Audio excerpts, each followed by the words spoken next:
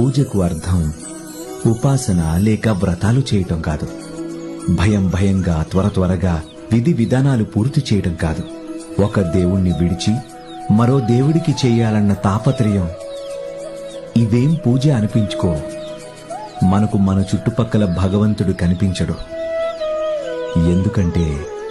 ఎందుకంటే మనం చూడాలనే అనుకో.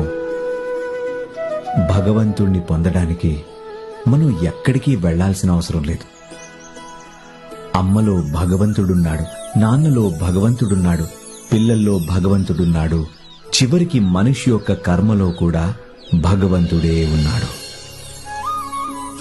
ఒక మొక్కకు నీరు పోయడం దగ్గర నుంచి అమ్మా నాన్నల కాళ్లు ఒత్తడం, పశువులకు సేవ చేయటం స్వయంగా నీ కర్మలే. నీ కర్మల్లోనే భగవంతుడు ఉంటాడు. నువ్వు నీ కళ్ళు మూసుకున్నప్పుడు